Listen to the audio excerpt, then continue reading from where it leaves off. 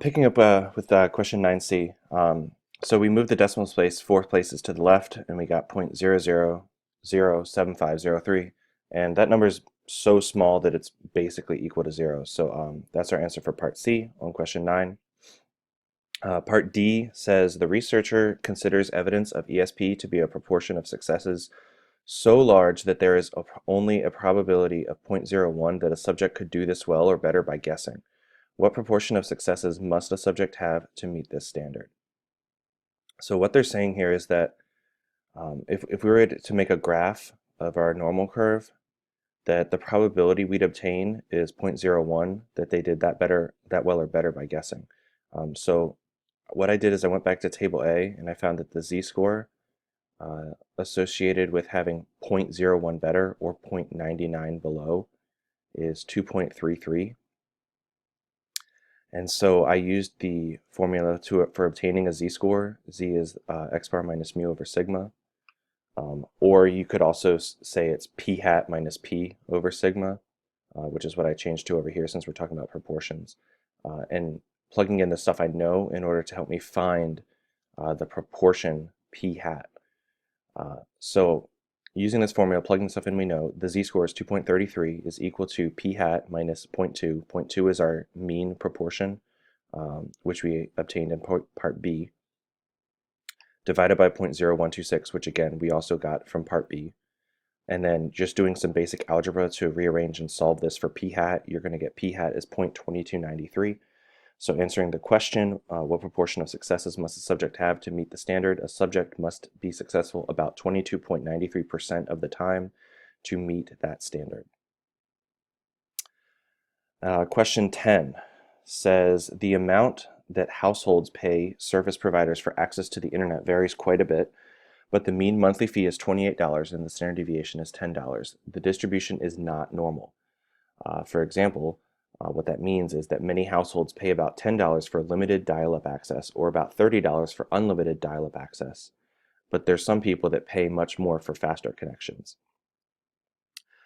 Part A, can you determine the probability that the amount of a randomly selected household pays for access to the internet exceeds $29? If so, do it. If not, explain why not. So there's a couple things that you need to think about in order to answer this question correctly. The first one being, they tell you the population is not normal, so therefore the only way that your sample could be normal is if it meets the criteria of the central limit theorem. But in order for the central limit theorem to apply, your sample has to be at least 30, but we're only looking at one single household, so our sample size is only 1. So we really can't do this at all. So I said, no, I cannot determine this probability since the population is not normal. If the population was normal, I could do it. Also, I cannot do it because the sample size, which is 1, is not large enough to apply the central limit theorem. So there's basically 2 reasons why you're not able to do this. If the population was normal, you could do it.